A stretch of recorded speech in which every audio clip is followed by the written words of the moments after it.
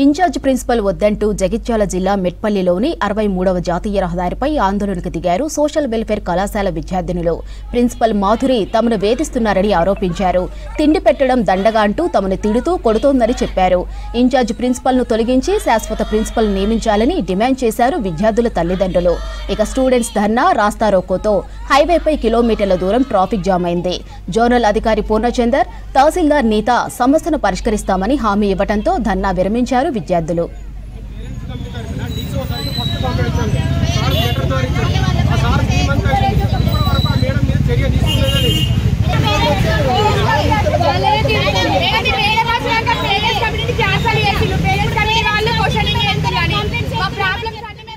ఈ స్కూల్ కి ప్రిన్సిపల్ వద్దు, ఎందుకంటే వల్ల జేఎస్ అదే డిజైన్ అవుతున్నారు.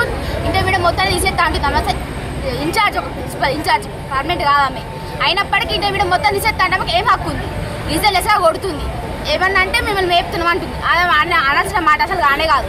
దళిత రిజైన్ చేసి ఆమె వల్ల ఆమె పోతే ఈ ప్రాబ్లమ్స్ అన్ని క్లియర్ అవుతాయి. మాకు ఏమే ఆ ప్రాబ్లమ్ అసలు వాళ్ళు పోతే మాకు సిలబస్ వాళ్ళు చెప్తారు, వాళ్ళు రానంటారు, ఉన్న పోతే ఎవరు చెప్తారు.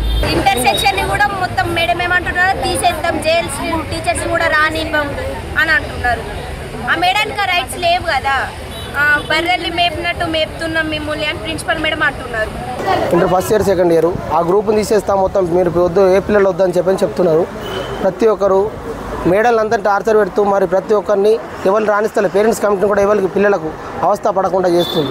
ఎవరు మాట్లాడితే వాళ్ళ పిల్లలు టీసీ ఇస్తా అని చెప్పని వాళ్ళని బెదిరించడము, తల్లిదండ్రులు వస్తే కూడా వాళ్ళకి రెస్పాన్స్ లేకుండా ఉంది. ఈ హాస్టల్లో ప్రతి ఒక్కరు విలువ లేకుండా చేస్తున్నది. మా డిమాండ్ ఏంటి? కొత్త ప్రిన్సిపల్ కావాలి. ఫుడ్ కరెక్ట్ లేదు, స్టడీ కరెక్ట్ లేదు. ఆమె ఇంటర్మీడియట్ కాలేజ్ కూడా తీసేత్తని ఆమెనే అంటుంది. మరి ఇది ఎవరు చెప్పాలి వారికి? జోనల్ సార్ ఆమెకే సపోర్ట్ ఉన్నాడు, డిసిఓ సార్ కూడా ఆమెకే సపోర్ట్ ఉన్నారు. మేము ఎన్నిసార్లు కంప్లైంట్ ఇచ్చినా కానీ ఈ జోనల్ సార్ కానీ డిసిఓ గారు కానీ ఆమె మీద కనీసం వచ్చి ఆమెతో మాట్లాడాడు.